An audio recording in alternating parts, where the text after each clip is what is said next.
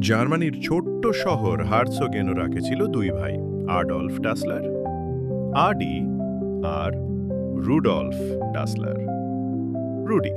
ছোটবেলায় একসাথে খেলা, পড়াশোনা আর একটাই স্বপ্ন, নিজেদের কিছু বানালেন, বড় করবেন।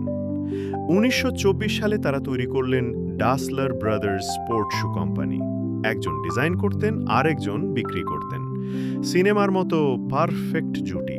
১৯৩৬ সালে বার্লিন অলিম্পিকে ইতিহাস হল জেসি অওয়েন্স আডলফের তৈরি জুতো পরে জিতলেন ৪টি সোনা। বিশ্ববাসী চিনল ডাসলার নামটাকে। কিন্তু এর মধ্যেই শুরু হলো সমস্যা। রুডলফ ছিলেন আত্মবিশ্বাসী, খোলামেলা। আডলফ ছিলেন চুপচাপ, নিজের কাজ নিয়ে ব্যস্ত। দিন দিন ব্যক্তিত্বের দূরত্ব বাড়াতে লাগল। দ্বিতীয় বিশ্বযুদ্ধ এলো। রুডলফ নাৎসি বাহিনীতে ডাকা পড়লেন, আর ফিরে এসে দেখলেন তাকে কেউ ফাঁসিয়েছে। তার মনে সন্দেহ, সেটা তার নিজের ভাই আডলফ। সন্দেহ আরও ঘনীভূত হল যখন রুডলফ কারাগারে বসে শুনলেন ডাসলার কোম্পানি এখন শুধুই আডির নিয়ন্ত্রণে। সেই মুহূর্তে একটাই কথা মনে এলো, ভাই আমার নয়, প্রতিদ্বন্দ্বী। যুদ্ধ শেষে দুজনেই নিজেদের আলাদা পথে হাঁটলেন।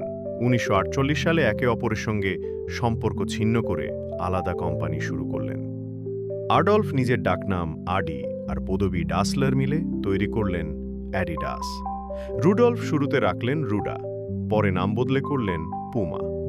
এক শহরে দুই ভাই, দুই কোম্পানি। এ যেন এক অসমাপ্ত যুদ্ধে প্রতিদিন নতুন লড়াই। এক শহরে শুরু হলো দুই রাজ্যের যুদ্ধ।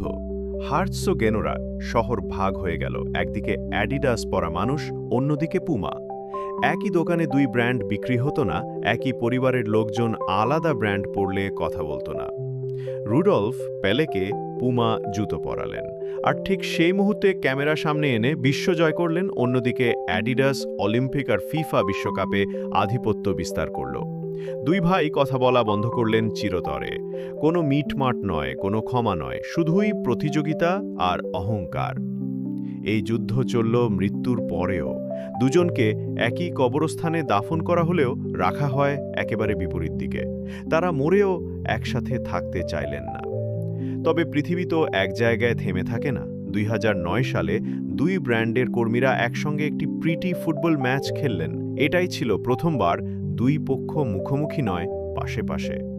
আজ অ্যাডিডাস আর পুমা দুই নামই বিশাল, তবে সেই নামের পেছনে আছে এক ব্যর্থ সম্পর্কের দীর্ঘশ্বাস।